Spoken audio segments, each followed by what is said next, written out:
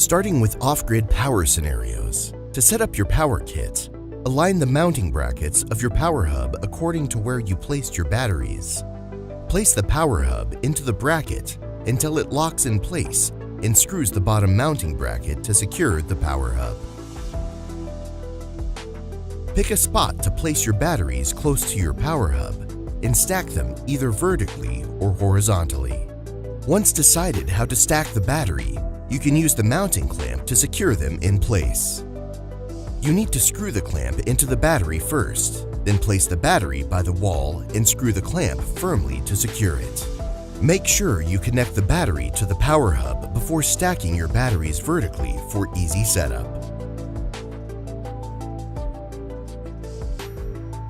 With your batteries and power hub setup, you can move on to your smart distribution panel.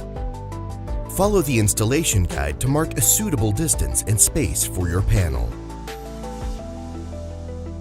Then, screw the provided clamp into the panel and place the panel on the planned position for fixing in place. Secure it in place with the provided screws. This can be done to replace your old panel or set up for the first time. After placing your distribution panel, you should move on to the wiring. First, draw out all the cables of your DC and AC appliance of choice. Then take the DC main out and AC main out cables from the power hub. Then wire them into place.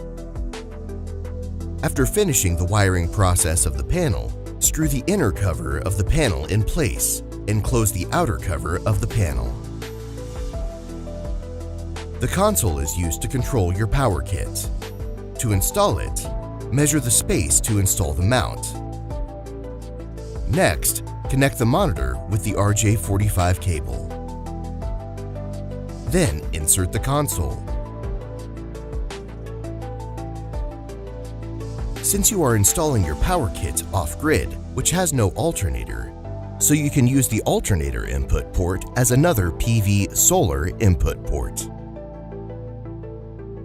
Then, use the solar charge cable to connect your solar panels to the power hub.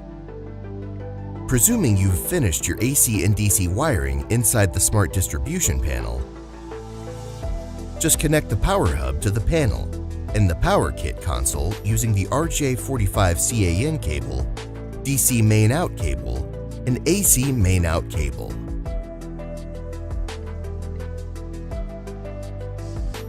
Finally, press the power hub button for 3 seconds to bring your system to life.